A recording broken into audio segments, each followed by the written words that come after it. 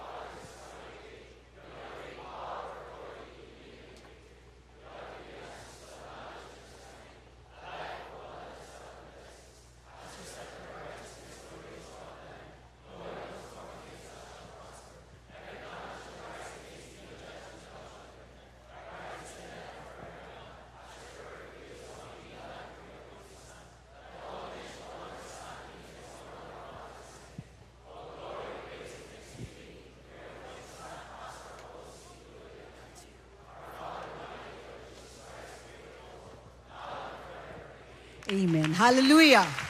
Praise the name of the Almighty Father. And now for the seal of God, the seal of salvation. I believe in God the Father Almighty, our Lord Jesus Christ, who gave us all to His appointed Son, as our policy, appointed Son of God in these last days, the King of the Father's new creation, His incarnation, His universe, His heaven, His word, His temple, His noble voice, the one who holds the hidden in heaven, and triumphs of the living. Amen. Oh, hallelujah. Let's give glory and thanksgiving to the Almighty Father. Praise the name of the Almighty Father, for once again, the water of life will flow freely from the New Jerusalem to the whole world. Because there's no stopping the spread of goodness. There's no stopping the light of the sun. There's no stopping the words of light, the words of salvation. Because once again, the Almighty Father has prepared a banquet of fat things for us, as we once again dine at the spiritual table with the King. Because to stand before us is the fulfillment of the Old and the New Testament. We are indeed blessed because we have our beloved pastor with us today. He's just an ordinary man like us, but he was called, he was chosen, he was anointed and appointed to become the Son of God in these last days, to feed us with a fresh manna of revelations and to personally bestow His blessing upon each and every one of us. Sons and daughters of the Father all over the world, make way for the appointed Son of God, the King of the Father's new creation, His new heaven, His new earth, His temple, His audible voice, the one who holds the key to the new heaven, the judge of the living, the way, the truth, and the life. No one goes to the Father except they go to the Son. Our beloved pastor, Pastor Apollo C. Kibuloy.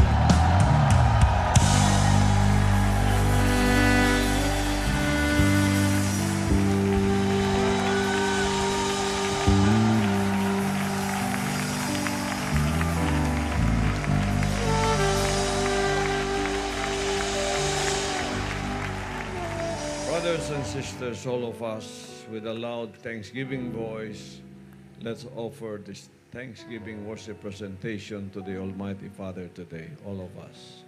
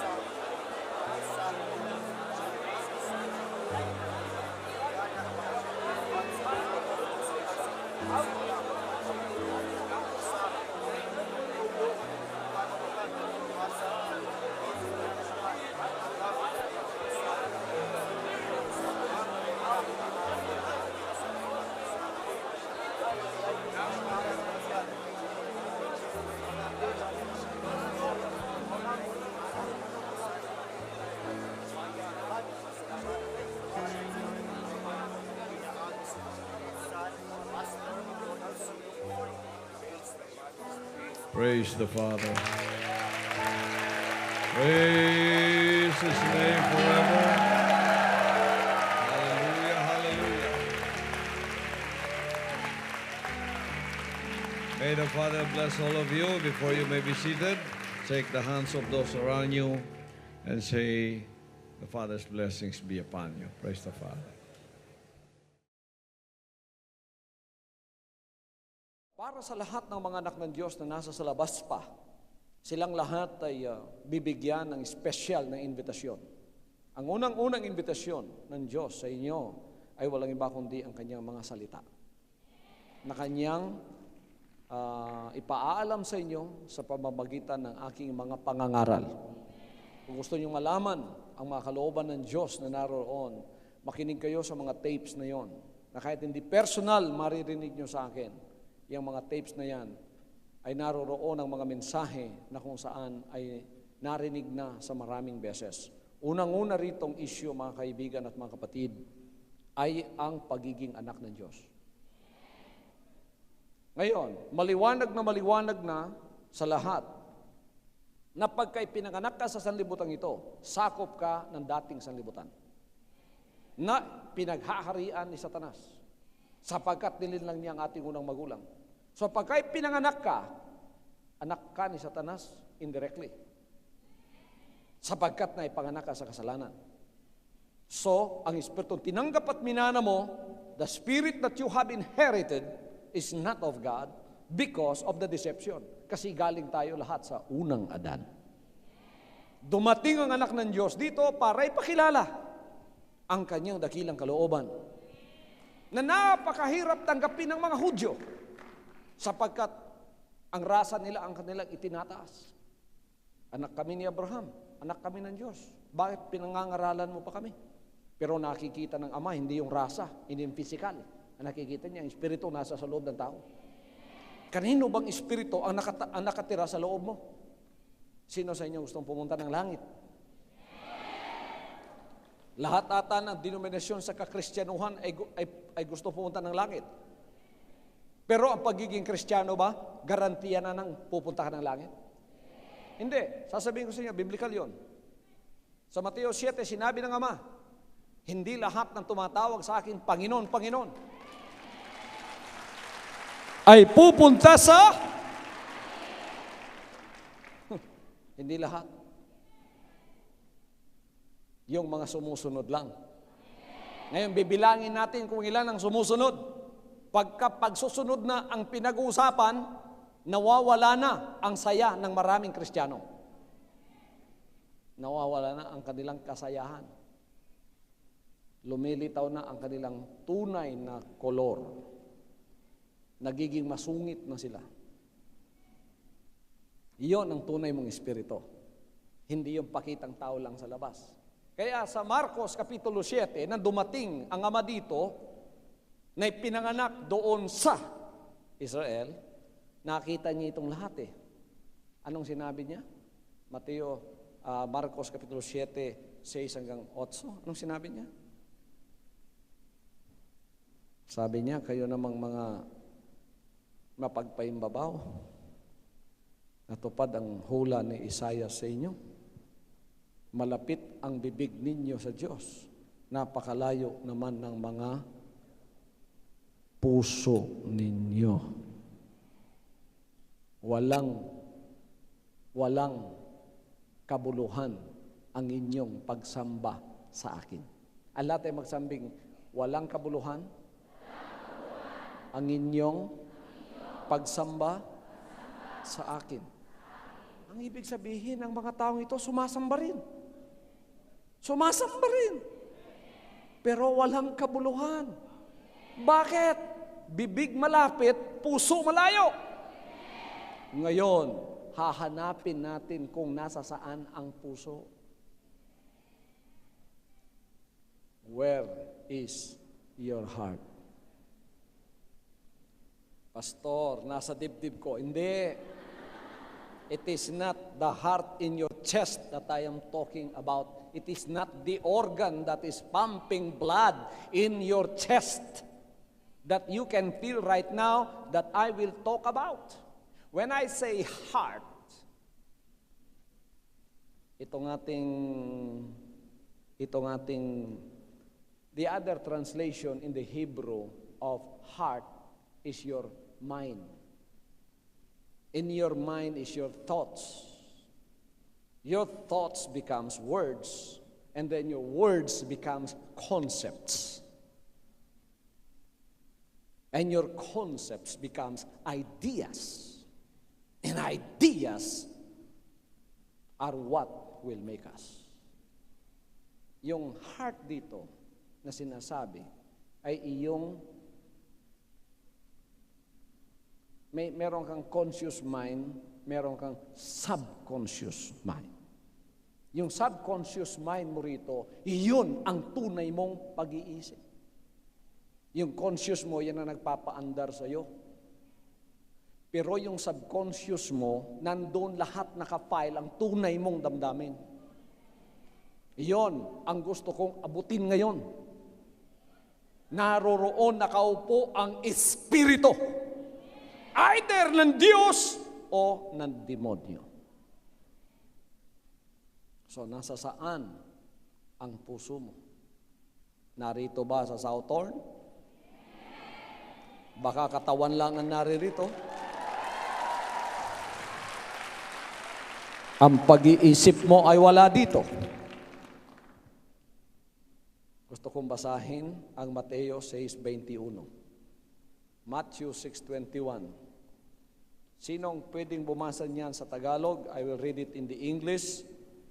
And don't worry if you don't understand English, because the Father in heaven will make you understand what I am talking about. Matthew 6:21, ganitong sinasabi sa English. For where your treasure is, there will your heart be also. Sapagkat kung saan naroon ang iyong kayamanan, doon naman at doon ang iyong puso. Kung saan ang kayamanan mo, nandoon ang iyong puso. Sincerely, you that are not yet in the kingdom, God, the Father, is looking for your heart. When you come in His presence, the question that the Father asks you is, where is your heart? Nasa saan ang puso mo? Napakarami na nagre-reklamo pagka ako'y nangangaral ng ikapo.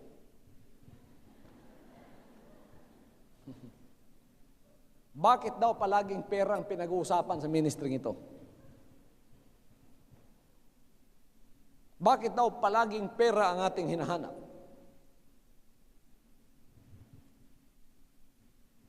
Alam ninyo, hindi yun ang hinahanap ko eh. Hindi rin yun ang hinahanap ng Diyos. Hinahanap ng Diyos kung nasa saan ang puso mo. So, ang tithing is not a money test. It is a heart test.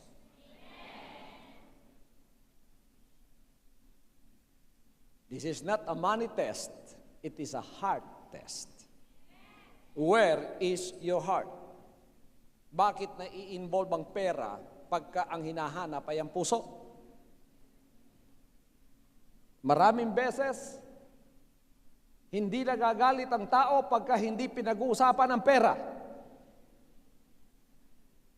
Tumatawa pa. Pero pagka pera lang pinag-uusapan, nakasimangot na. Bakit kaya? Kasi maraming beses, ang puso ng tao ay naroroon. Nakabalot sa pag-ibig ng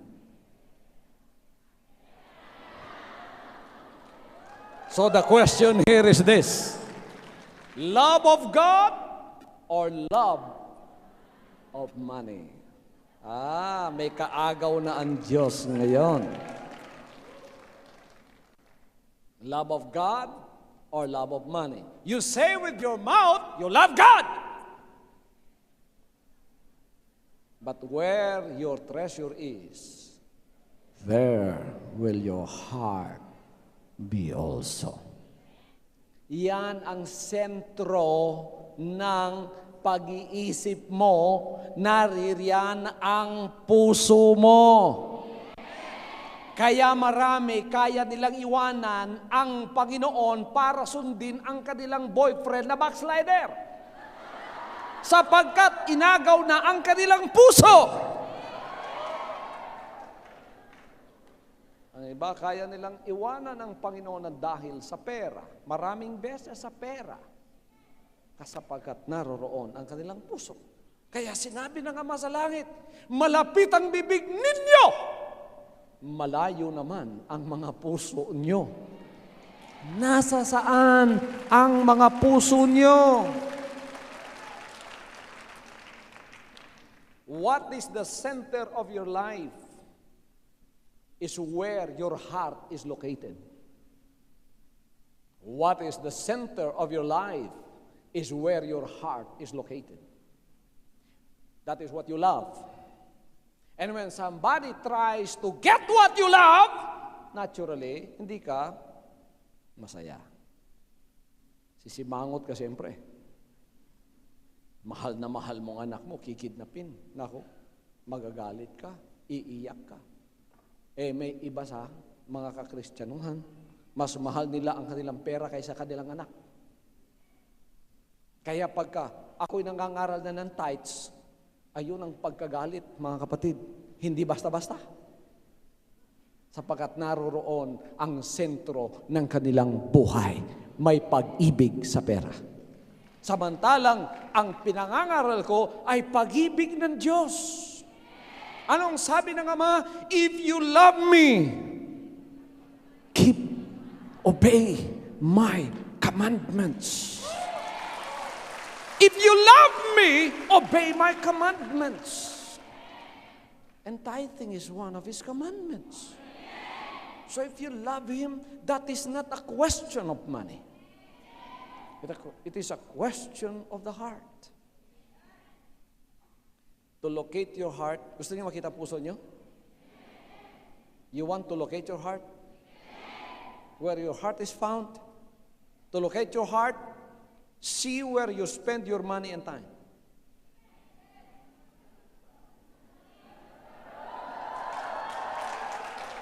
Mag-inventory tayo. Kung saan mo maluwang na ginagasto ang pera mo at kung saan mo maluwang ginagasto ang time mo, naroroon ang puso mo.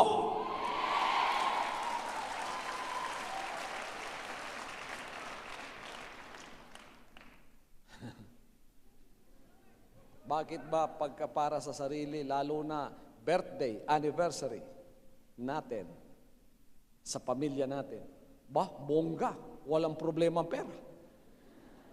Magpapabili pa nga ng bahay para lang dyan. Pero pagka sa gawain, tithes lang, nakasimangot na. Aha. Pagka sa gawain, 2 oras, maiinip na. Pero sa chismisan, kahit 5 oras pa.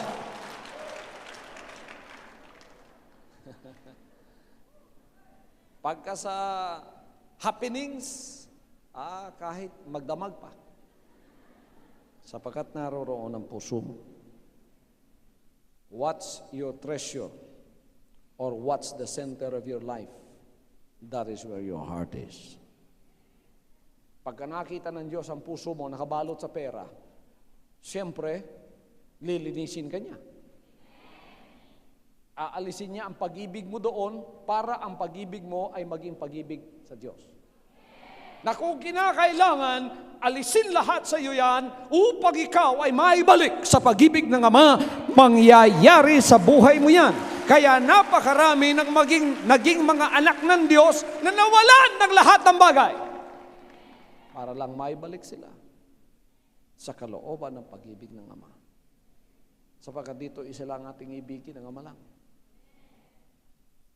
Anong sinabi niya sa Matthew 6:33? Seek ye first the kingdom of God and His righteousness, And all these things, money, treasure, will be added to you. Anong ibig sabihin ng hanapin muna ninyo ang kaharian ng Diyos? Seek ye first the kingdom of God. Because everyone is seeking for their own good. Pagka-interest mo, kalooban mo, yun ang unang hahanapin mo. Kaya pagka may pera ka, ang unang iisipin mo, ang kabutihan mo. Nakita ng Ama yan. Ang sinabi niya sa kanila, mali yan. Eto ang tama. Hanapin muna ninyo ang kabutihan ng kaharian. Hanapin muna ninyo ang ikauunlad ng kaharian. Ikaluluwalhati ng kaharian. At huwag kayong mag-alala sa lahat ng bagay, dadagdag lang sa inyo yan. Yan ang ibig sabihin ng seek ye first the kingdom of God.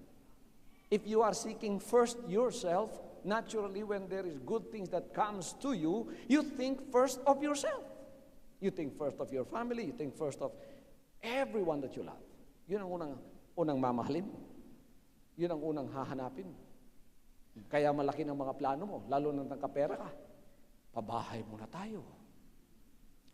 Kung ano-ano ang iniisip mo. Yun sanang pag-iisip na yon, kung naging tama na ang formula mo na hahanapin mo muna ang kaharian ng Diyos, yung iniisip mo yun para sa sarili mo, yun muna ang isipin mo para sa kaharian. Sa ikauunlad ng kaharian, sa ikalalago ng kaharian, sa ikaluluwalhati ng Ama sa kaharian, yun muna ang hanapin mo. Kaya pagka-anak ka na ng Diyos, matapat na anak ng Diyos, nagkaroon ka ng pagpapala, ang unang iisipin mo kung ano ang gagawin mo sa ikauunlad ng kaharian.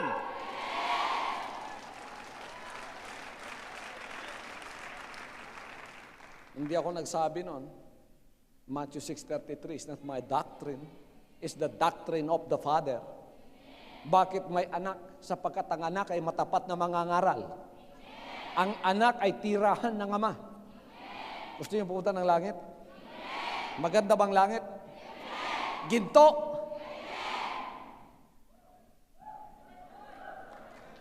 Interesado kayong masyado sa tirahan ninyo. Pero sino na ba ang nag-isip para sa tirahan ng Ama? Alam niyo ang Ama hindi siya makakatira sa ginto. Pwede bang tumira ang Espiritu sa ginto?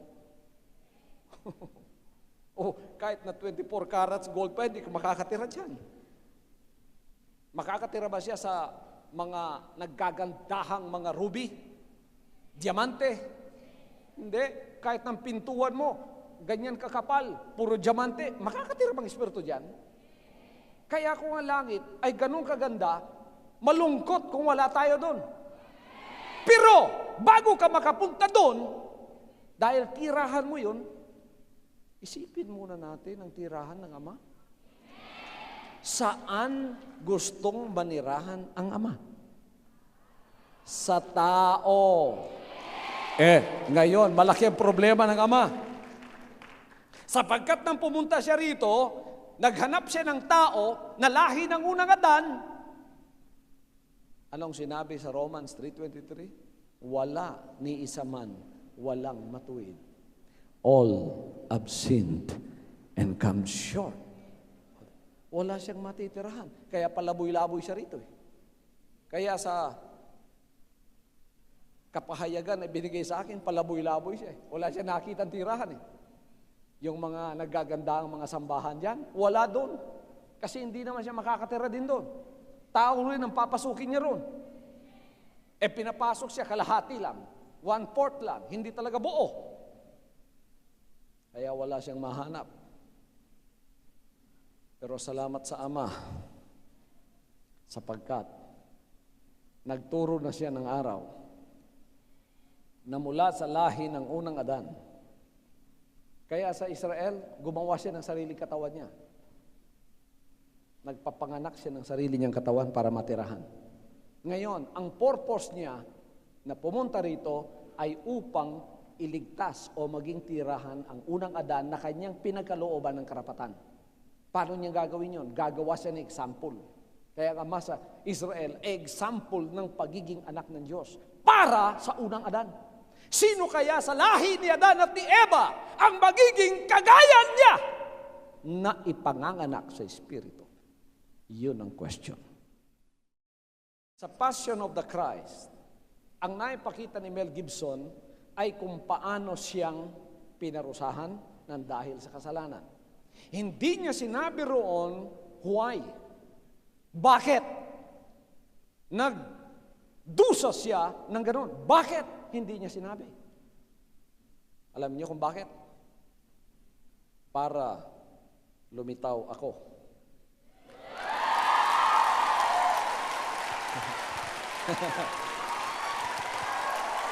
Lahi ng unang Adan, pero ang loyalty ay nasa Ama! Anak ng Diyos! Ipinanganak sa Espiritu! Yan ang dahilan kung bakit. Para magkaroon siya ng anak na magiging example ng lahi ng unang Adan na walang iba kundi kayo.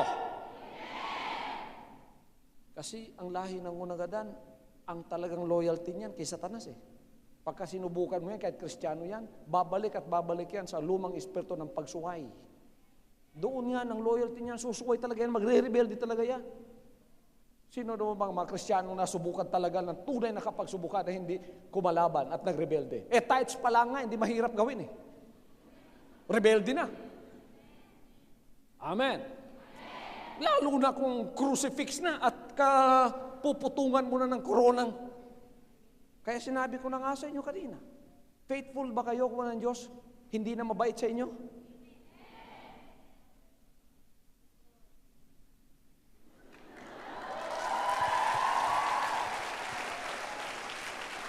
The Father in heaven many times will intentionally be cruel to you.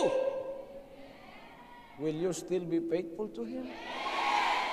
Like He was cruel to the Son.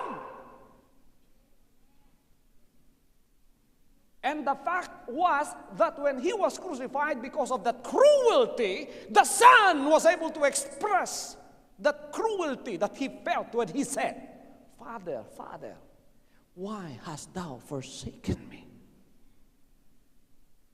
Kundi siya kumalaban sa kalooban ng Ama. Dumaan pa rin siya doon. Ganon ang tunay na anak. Na hindi lang tithes ang iaalay, hindi lang pera, kundi pati buhay kung kinakailangan. Hallelujah! Pati buhay kung kinakailangan. Ngayon, nung nakapako siya sa krus, sabi ng Isaiah 53:10, masaya siya sapagkat nakita niya kanyang seed, ang kanyang lahi, na maliligtas ang unang Adan, sapagkat mula sa kanila ay lilitaw ang isa na ipanganganak ang bagong espiritu. At yung araw na yon ay natupad na at naririto na nga sa sanlibutan ang kanyang anak na ang loyalty ay wala na sa old creation, wala na sa old world, old earth.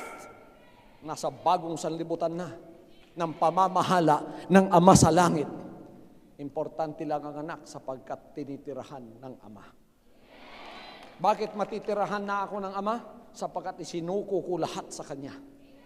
Anong sinabi ko? Ama, dito po kayo. Walang kondisyon po pagsunod ko sa inyo. Ibibigay ko ang maliit na dampang bahay na ito. Kayo pong magme-may-ari nito. Kayong hari dito. Hindi ko lang kayo kikilalaning mabait. Hindi ko lang kayo kikilalaning tagapagpagaling. Hindi ko lang kayo kikilalaning tagapagpala. Kikilalaning ko kayong hari. Kahit na gawin ninyo akong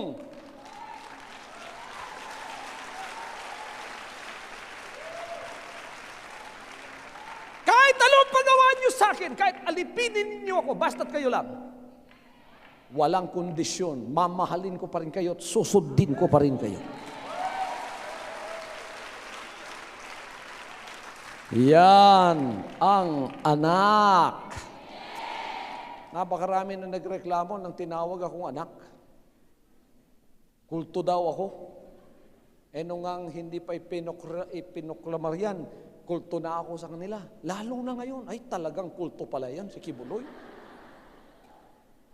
Hindi ba ninyo alam ang purpose ng kanyang pagkapako? Umiiyak pa kayo pagkaditidito yung Passion of the Christ? Ay maging anak kayong katulad ko. Inuna lang ako para may example kayo.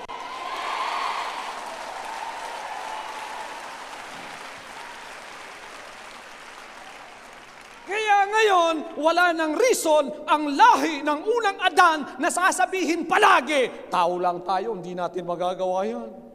Meron nang kasama ninyo sa lahi ninyong ipinanganak na naririto na. It's here, walking on the face of this earth. Hallelujah! Wala siyang magamit ng mga pangulo ng relihiyon eh. Wala eh. Kaya tumawag siya ng isang anak na hindi sakop ng relihiyon, ng denominasyon, na ipinanganak sa sarili niyang espiritu, na kanyang pinamahala. Ipinanganak ako hanggang ako'y lumago sa ministry, na kanyang pinangalagaan ang buhay niya sa akin, hanggang sa nabuo ang maturity ng anak na tinitirahan ng ama. Sapagkat ang katawang ito, bakit tinawag na anak? Sapagkat mula dito sa talampakan hanggang ulo, sa ama lahat yan!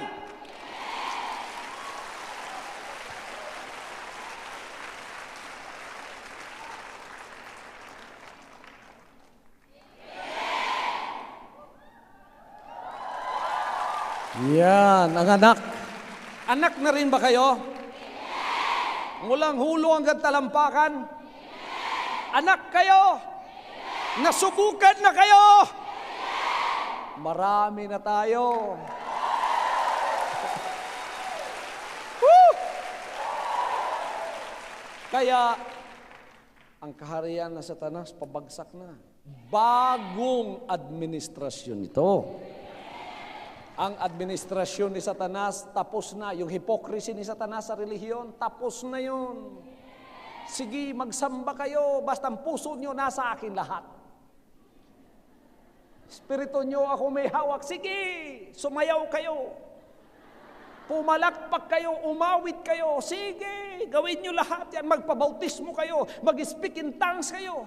Sige, gawin nyo lahat yan. Basta ang puso nyo nasa akin. Paano mo makikita yung puso? Pagkadumanan ng kapagsubukan.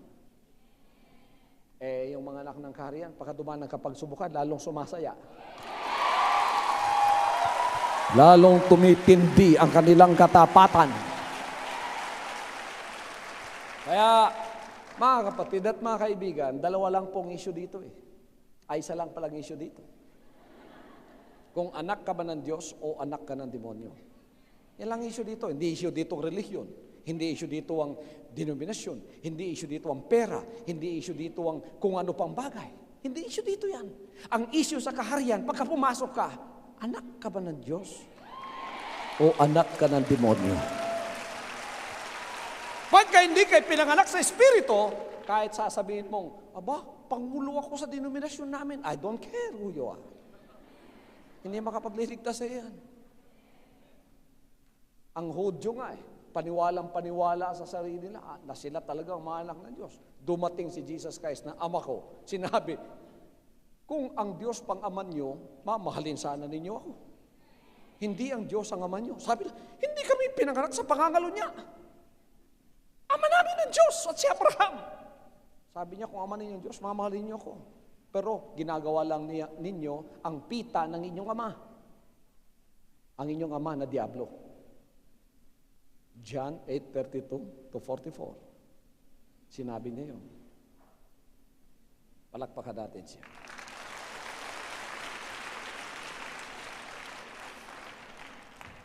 Kikinig pa ba kayo? Ito yung batang-batang mayaman, no? Talagang gustong pumunta ng langit.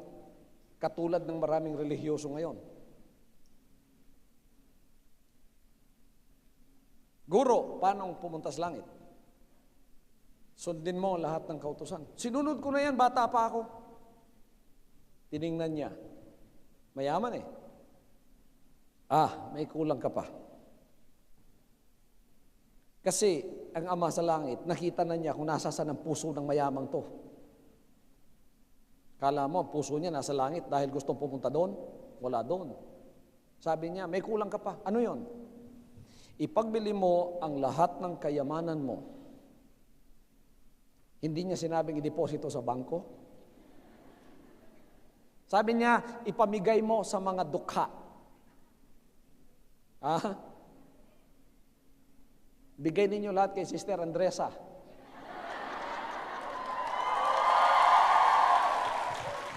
Dukha yan. Iniwan ang pamilya. Iniwan ang lahat.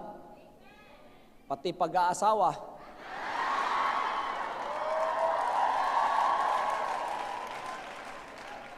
Walang sariling propriedad si Sister Andresa. Wala. Amen. Kaya, kung pinag-uusapan ng karukhaan dito, ang worker ng kingdom ang pinakadukha. Bigay mo sa mga dukha, pasanin mo ang krus mo, sumunod ka sa akin. Anong nangyari sa mayamang gustong pumunta ng langit? Ang kanyang kasayahan ay biglang naglaho. Biglang umitim ang mukha. Tapos, tumalikod na sa ibig niyang sunding daan papunta sa langit. Sabi ng mga apostoles, ang hirap pala ng mayaman pumunta doon, no? Sabi ng Ama, mas madali pa sa kamelyong pumasok sa butas ng karayom kaysa sa mayamang pupunta sa langit. Kung gano'n, sinong maliligtas? Sabi ng Ama, kung sa tayo imposible, sa Diyos walang imposible.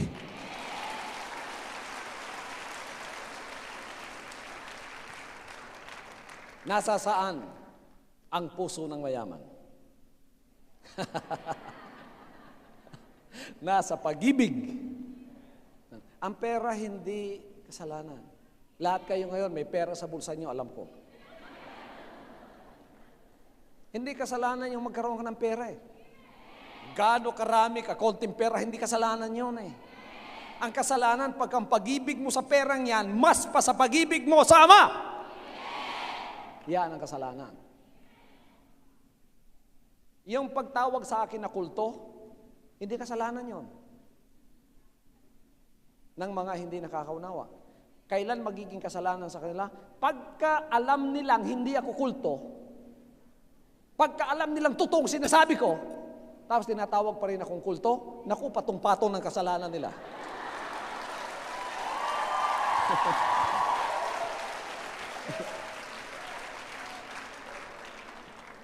Pero pagka hindi mo alam, tapos tinatawag mo akong kulto dahil naniwala ka lang sa iba, hindi pa kasalanan sa iyo.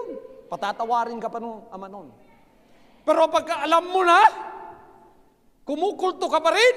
Naku, may interest pa yung kasalanan mo.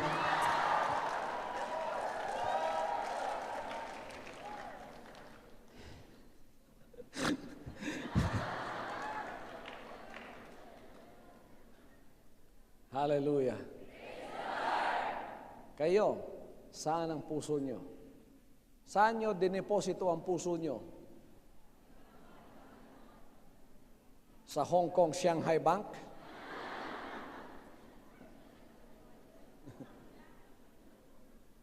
Hallelujah. Hallelujah. Where is your heart? Nakabalot sa pera? Pagka kinuha ng Diyos ang puso mo, nakadikit ang lahat ng pera doon, kaya iiyak ka. Lilinisin ngayon yan. Lilinisin ang puso mo para ang iyong pag-ibig manatili sa Kanya.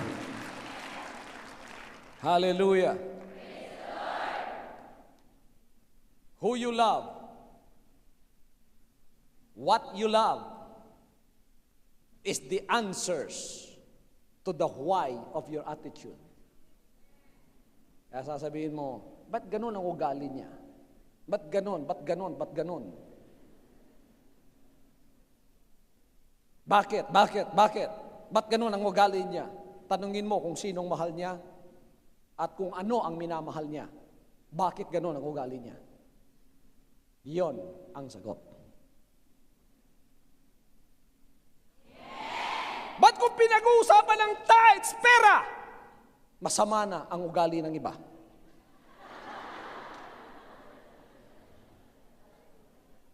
Sapagkat yun ang mahal niya. Kung tao naman ang pinag-uusapan, mas mahal niyang sarili niya, kaya ayaw niyang yung sarili niya ay matats mo, no? Lalo na kung pinag-uusapan ng pride o kung ano yung mahal niya sa sarili niya, na ayaw niyang matats. Pagka natats yun, itats mo na lahat ng bagay, wag lang yun.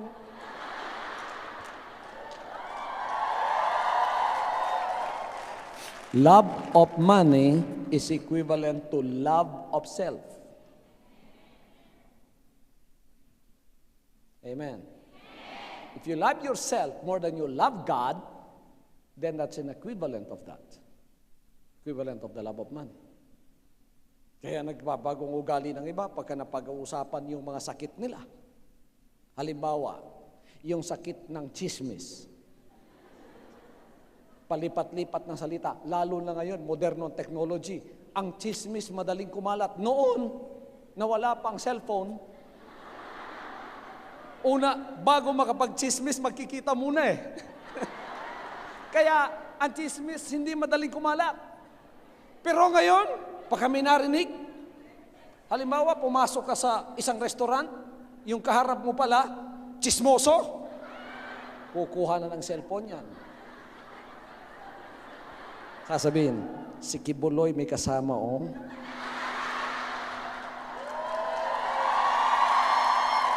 Tapos, akala mo official business, send to many. Buong sanlibutan, alam na, may kasama ka doon.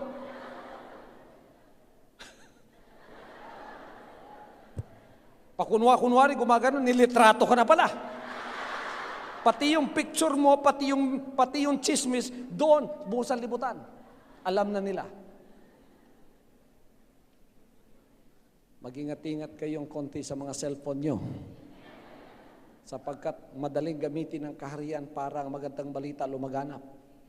Ang cellphone. Pero madali rin gamitin ni Satanas yan para sa chismis na lumaganap. Hindi maganda. Amen? O pagka natatats ko ang bagay na yon, bakit na biglang nawawala ang saya ng mukha ng iba? Because that is what they love. So that is the answer to why of your attitude. That is where your heart is. That's how to locate your heart.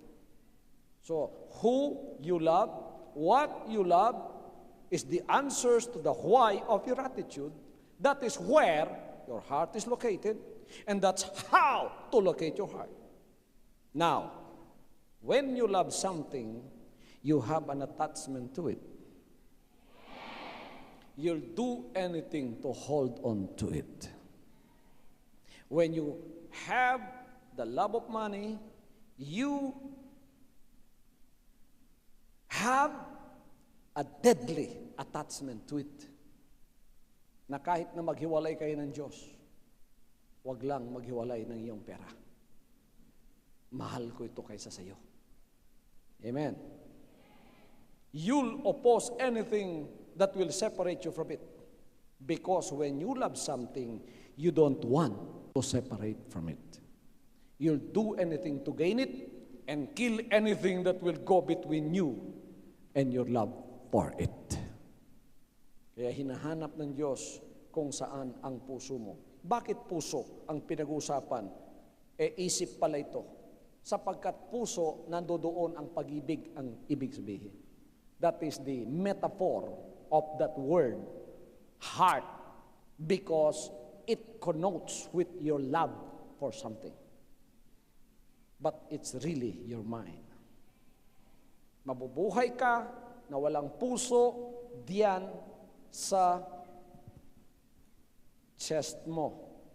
Heart and lung, masin lang magpapabuhay sa'yo, pero yung isip mo, kompleto. Yung iba nga, pinalitan ng puso eh. Buhay pa rin. Pero hindi ka mabubuhay kung sira ng isip mo.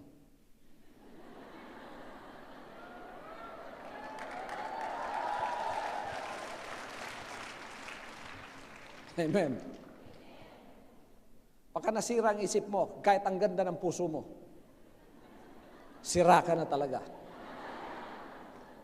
Ngayon, yung alam nating sira, yung hindi alam ang sinasabi. Pero ikaw sira ka pagka ang pag-ibig mo ay wala sa Diyos. Sira ka pa rin sa harap ng Diyos. Kaya nire-repair ng Diyos sa kaharian ang lahat ng mga puso. Where is your heart? Is it in money? Is it in your career? Is it in family? Is it in sex? Is it in your honor? Or is it in God's will? That is where your heart is. And if that is where your heart is, natagpuan ka na ng Diyos. Tulad ng natagpuan niya ako, ginawang anak, at ngayon ay nagtuturo ng napakarami upang sundin ang daan na dinadaanan ko. Kaya bilang anak, sasabihin ko sa inyo, bilang anak ni Jesus Christ, na Ama, ako ang daan, ang katotohanan, ang buhay. Walang makakapasok at makakakita sa Ama maliban dumaan kayo sa anak. Hallelujah. Eto, tirahan na ng Ama to. Kaya bago kayo makakita sa Ama, daan muna kayo sa akin. Pasado ba kayo sa akin?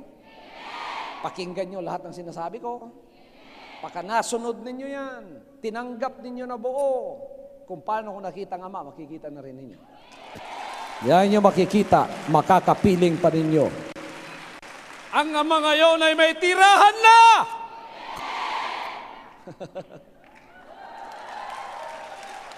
Kanyang-kanya, buong buo!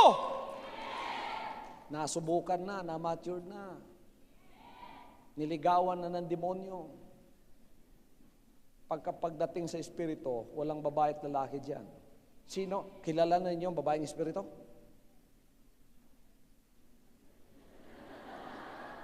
Ang Ama, alam ninyo, lalaking espiritu yan. Alam na ninyo ang babaeng espiritu? Ang babaeng espiritu ay ang nagsasabing, hindi ang kalooban ko ang matutupad ang sa iyo. Ano ang lalaking espiritu? Ang kalooban ko ang tutuparin. Sa Ama yun. So tayo, ang kanyang napili, ang pinakamagandang, ang espiritu nag-aasawa rin eh. Pero ang inaasawa niya, espiritu rin. Kaya ang Ama, naghahanap din ng maasawa. Kaya ang Jerusalem, in a metaphoric sense, is the wife of God. Paano ang pangangalo niya sa Diyos? Imbes sa Diyos lang ang mahalin, minamahal ang iba. Baka may darating na bagong doktrina, doon na naman sila. Si Molech, si Baal, nagsasamba rin sila. Nadodoon sila. Nakikisabay din sila. Kaya galit ang Diyos. That is spiritual adultery. Kaya, may example siya. Sabi niya sa Ezekiel, kumuha ka ng asawang prostitute. Bakit prostitute? Ang daming babae dyan. Example lang yon ng Jerusalem. Na nanganak ngayon na nasa pagkakaalipin, yung mga Palestino, Arab, at yung mga Israeli, magkapatid yan. Isa lang naman yan, si Abraham. Pinag-aagawan ngayon, pati ang Jerusalem. Bakit naging holy land pa yan ngayon? Ang daming dugo, dumanak na riyan. Physical lahat yun, mga kapatid. Ngayon, sa spiritual. Ang pinakamagandang espiritu na hinahanap ng Ama na kanyang maaasawa na magpo-produce ng mga anak ay ang espiritong nagsasabing walang kondisyon. Mamahalin kita. Ang kalooban mo, ang tanging tutuparin ko, wala nang iba pa.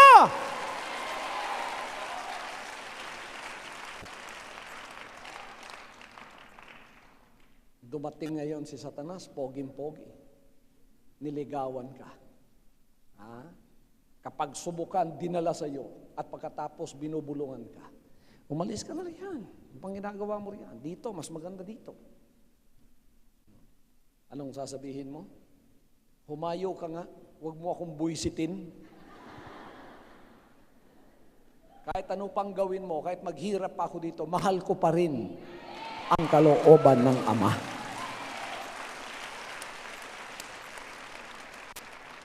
Sino ang mga anak? Yan ang mga espiritong may katawan na walang iba kundi tayo, na sumusunod sa kalooban ng ating ina. Ang ating ina ngayon ay ang espiritong nagsasabing, not my will, but your will be done. The Father is my will be done. At tayo namang mga anak, ugali ng ama at ina natin ay ano? Ang ating bagong ina ay ang bagong Jerusalem. Bagong espiritu. Tayo ang mga anak ng bagong Jerusalem. Maliwanag? Pagka nakakita kayo ng pangangaral na ganito pa sa iba, sabihin nyo sa akin. Kapahayagan ng lahat ng ipinakakain sa inyo. Kaya kayong mga bisitang dumalo ngayon, hindi pang bisita itong aking pinapangaral. Naaamu-amuin at sasabihin, tagapagligtas siya, pag-ibig siya. Nilang yon, kulang yon. Dapat malaman mong ikaw ay panganganak. Spiritual birth. Pagka may spiritual birth, yung mga nasa denominational religion, puro lang born again, born again, born again. Hindi naman nila ini-emphasize yung spiritual growth. Lalago ka. Lalago ka. Nung bata ka pa, dependent ka sa Ama. Pero lang lumago ka, ang Ama na dependent sa'yo. Sa gawain niya dito sa lupa, hindi siya gagawa, tayo! Hallelujah! Ay, lahat tayo lalago, lalago, lalago. Pagkatapos lahat tayo ay magkakabunga. Mangangalaga sa lahat ng mga anak niyang papasok sa kanyang kaharian. If that will not happen, a separation will take place. Matthew chapter 13, ang lahat ng isda, hinugot. Ang pangangaral, yan ang lambat ng kaharian, parable of the kingdom. Amen? Pero may separation. Ang masamang isda, tatabi. Ang mabuting isda lang ang kukunin. Kagabi pala, meron akong kapahayagan. Namimingwit ako, mga kapatid. Yung bingwit ko, 4 ang nakuha. Nung hinugot ko, tiningnan ko, aba, puro isdang hindi maganda, parumi. Yung mga isda na palaboy-laboy sa tubig. Ang bigat pa nga eh. Tinapon ko lahat. What is the meaning of that? Ibig sabihin yan, ngayon, anak lang ng Diyos, mga quality isda, isdang talagang tunay na matapat, ang tatanggapin sa kanyang kaharian. Separate ang hindi tama. Hallelujah! Lahat ng yan ay ginagawa sa loob ng kanyang kaharian. Yan ang pag-uugali sa loob ng kanyang kaharian. That is the attitude. That is the new paradigm in God's kingdom. At meron na siyang anak ngayon na dumaan ng spiritual birth, spiritual growth. Pagkatapos na nagkaroon na ng spiritual growth, naging spiritual workers in the kingdom. Pagkatapos hindi lang workers, naging warriors in the kingdom. Anong kaibahan? Anong kaibahan? Kasi pagka-disciple ka lang, palay ka lang nagdedepende. Pero pagka-warrior ka, ikaw na ang bumabanat. Pumupunta sa teritoryo ng masama. May mga anak ng Diyos. Anak na nga ng Diyos, nagpapatawag na anak ng Diyos. Pero pagka dumating ang kapagsubukan, neutral lang. Hindi dumidepensa. Hindi rin nagsasalita ng laban, hindi rin nagsasalita ng kung ano. Basta ganun lang. Tinira-tira ng katotohanan, wala pa rin siyang kibo. Iyon ang tinatawag ng Revelation, hindi ka mainit, hindi ka malamig. The indifferent will not stay in the kingdom. Only the brave will stay in the kingdom. The kingdom is for the brave. It's not for the weak-hearted. The kingdom is for the brave children of God.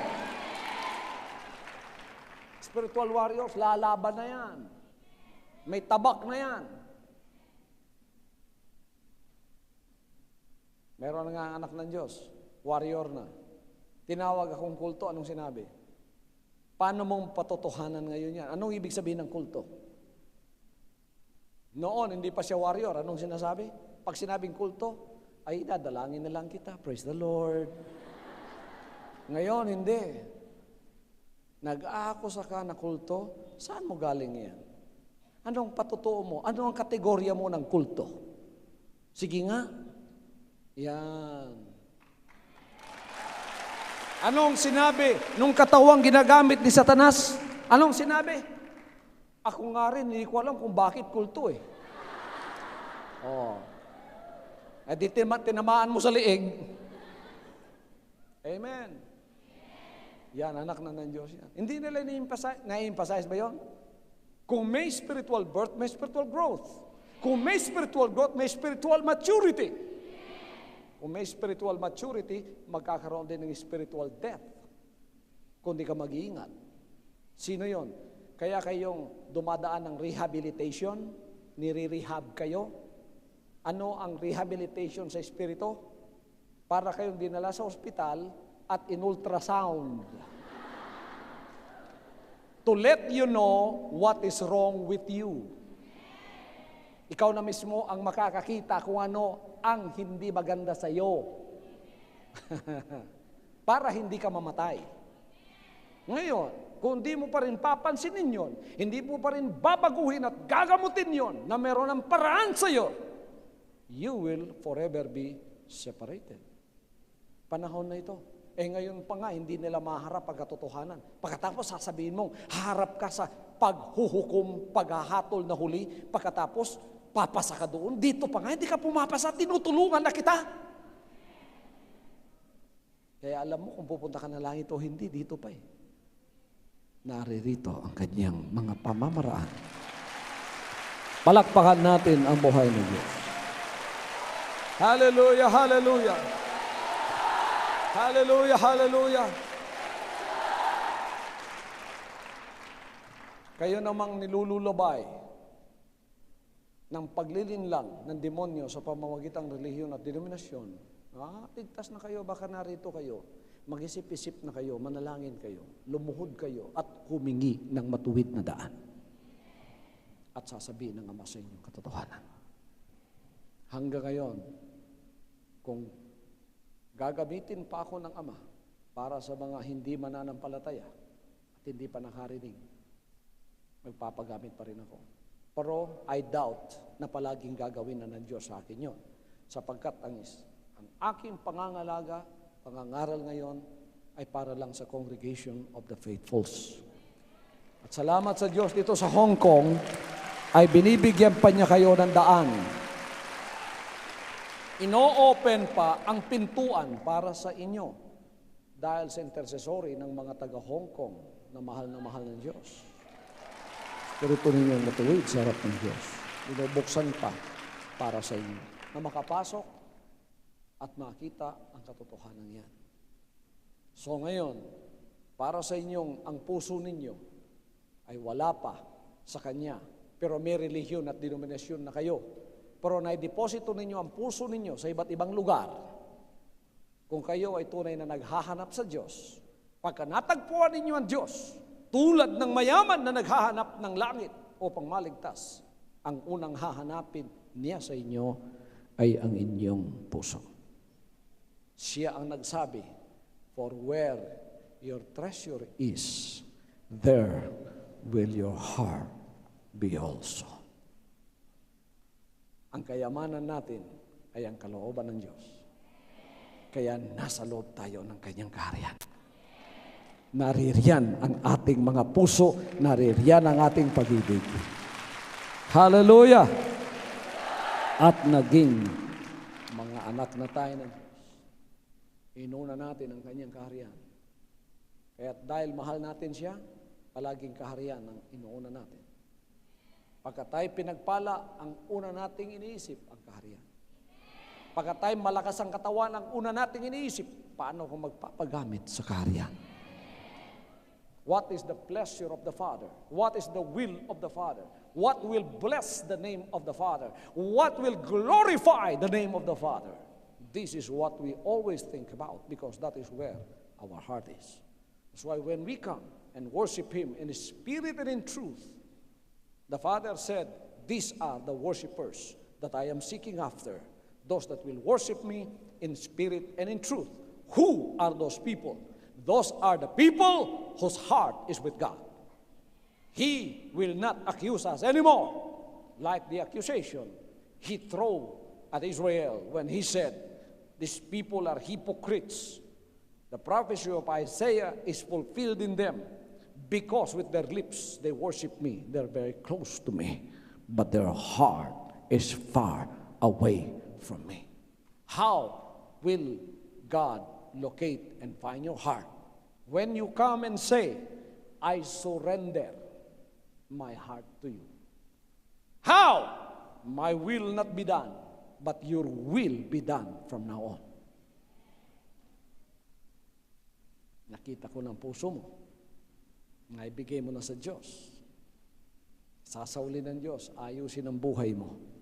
Pagpapalain ka dito, may langit ka pa. Narito na ang kaharian. Narito na ang kanyang pamamahala. Narito na ang kanyang pangalan at kanyang buhay. Narito na ang kanyang katawan. Narito na ang kanyang anak. Dumating nga siya sa Israel, hindi nila alam eh. Kung alam nila, hindi nila ipapako, di ba? Kasi yung pagkakaalam nila, darating siya sa first coming, sasakay ng kabayong maputi. Lahat ng mga armies ng langit susunod sa kanya. Eh dumating na sa sabsaban. Ang tinanggap niyang parusa, pako at saka koronang tinik at latigo sa kanyang katawan. Kung nakita niyo yung The Passion, mapapaiyak kayo.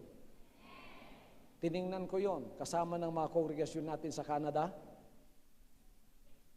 Nasa harapan ako. May babae doon, mga kapatid, hindi niya talaga natiis yung paghagupit na tulad ng aking pangangaral sa The Love of God na mensahe, kung paano kong i-describe ang dinaanan ng katawan ng ama ko, nang siya'y pumunta dito, kung paano ko i-describe, ganun mo makikita sa visual sa pamamagitan ng sining ito. Hindi nakayanan ng babae doon sa harap, yung puti. Nakulaps siya, mga kapatid. Tumama yung ulo niya dito, yung dito niya, tumama doon sa may barandilya. Hininto muna yung sini dahil emergency. Nagkadugo-dugo talaga siya. Talaga nakulaps, ang laki ng sugat dito. Daming dugo, tinulungan ko pa nga. Ganon katindi ang dinaanan ng buhay, ng katawan, na ginamit ng Ama para sa mga Hudyo, na kanyang tunay na bayan, ngunit hindi nila tinanggap. Ngayon, pumunta sa mga Hentil. Tinanggap din dito sa bibig lang. Pero, papasalamat ako. Meron na siyang anak na pinadala dito. Ang buhay ng kanyang anak ay naririto na. Pero nung tinatanggap ko rito, hindi na physical na latigo. Hindi na physical na latigo at koronang tinik. Spiritual lahat. Pero ganun pa rin ang ginagawa ng tao paglapastangan. Kinokoronahan pa rin ako ng tinik. Imbis na ako ay parangalan, kinokoronahan ng tinik, pinapako pa rin sa krus. Si Kibuloy, kulto yan. Pag sinabi mo yan, at pagkatapos, hindi mo alam, tulad ng sinabi ko, hindi pa kasalanan sa yan, papasalin ko pa yan. Pero pagka alam mo na, ganun pa rin ang sinasabi mo. Para kang si Kaipas. Ang kasalanan mo, papatong-patong na. Hallelujah. Pero salamat sa Panginoon, Ama sa langit, sapagkat napakarami na niyang anak na tumanggap ngayon sa Kanya. Hallelujah. So may I ask you again, where is your heart? Ikaw lang ang tanging nakakaalam at ang Ama sa langit. O kung gusto mong pumunta roon, etong daan, sundin mo at maliliwanagan ka at makikita mo ang tunay na katotohanan na siyang nakapagliligtas sa iyo. Malakas na clap offering sa ating Ama sa langit. Hallelujah! Hallelujah!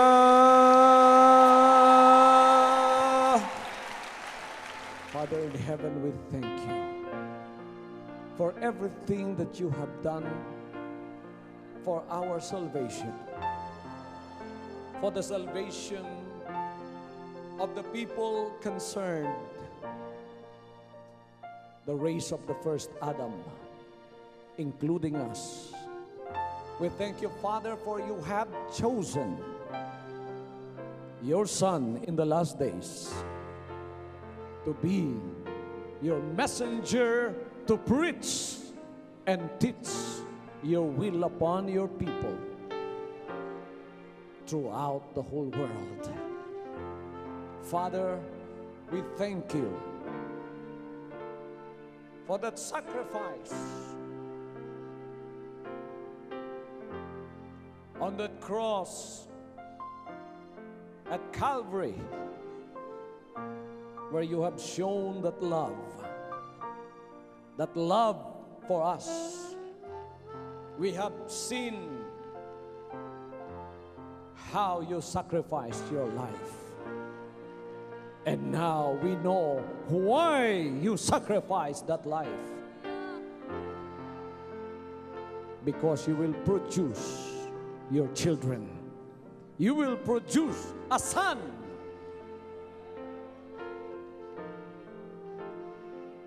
that is born again in your spirit, that will follow in your footsteps. Now, we are so glad to proclaim to the whole world that the spiritual revolution you brought upon this world is already fulfilled. Satan's kingdom is going down. That disobedient spirit is expelled. And you now have a house. You now have a residence upon this earth that you can claim your own. And Satan has no part in it. But yours is the kingdom, the glory, the majesty, the power forever. We bless your name. We exalt your name, Father. We give you the praise and the glory. Woo! Hallelujah!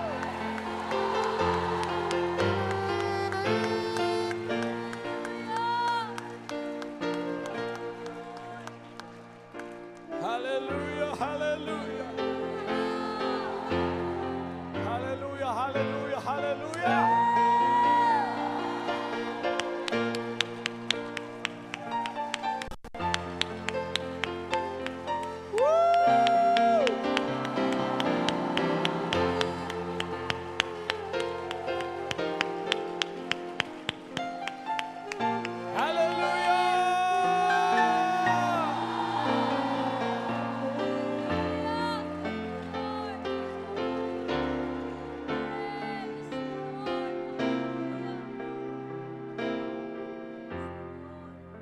Mga anak na matatapat ng Diyos, ang lahat ng mga pangangailangan nyo sa paglilingkod sa Kanya, hindi ko na uulit-uliting sabihin sa inyo, itong lahat ay nakita na ng Ama sa Langit.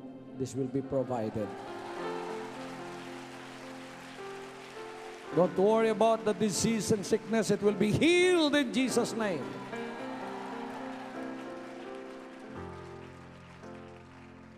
mga bisitang pinayagang makadalo ngayon, binigyan kayo ng pagkakataong makarinig ng mga salita ng Ama. Meron lamang kayong isang dapat gawin bago kayo humingi ng mga bagay.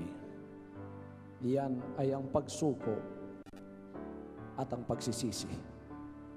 Wala kayong dapat ibang gawin kundi yan lang upang maging tunay na anak ng Diyos. Bago ko kayo mapang-usapan, ito ang mensahe na dala ko para sa inyo. Gusto ng Ama na maging tahanan din kayo, maging anak din kayo, maging kabahagi din kayo ng langit. Matitirahan niya at kayo ay makikisama sa Kanya sa buhay na walang hanggan. At ito lang ang tanging pamamaraan na masusulat ang inyong pangalan sa aklat ng buhay. Mga anak na matatapat, ikinagagalak kong sabihin sa inyo na ang inyong pangalan ay nakasulat na sa aklat ng buhay.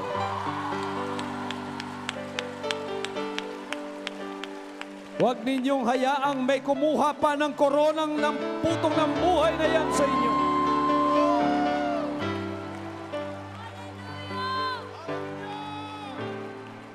Hallelujah, hallelujah. Huwag ninyong hayaang agawin pang muli ni Satanas sa inyo yan. Pag nakawan kayo't patayin ang espiritual na buhay nyo, matagpuan na ninyo ang daan, ang katotohanan at ang buhay.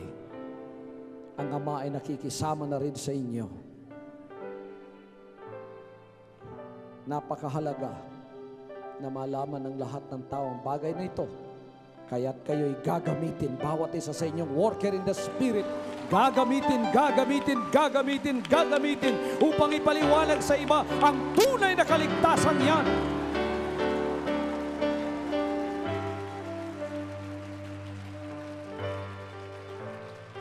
At ang administrasyon at pamamahala ng anak na inyong pakikipag-isahan ang siyang mangangalaga sa lahat ng mga pamamaraan na inyong gagawin. Hahayo ang Amang Diyos sa langit at ang patnubay niya ay sa inyo. Wala kayong kahilingan na hindi niya sasagutin para sa kaluluwalhati ng kanyang dakilang pangalan. In Jesus' name, palakpakan natin ang Ama sa langit.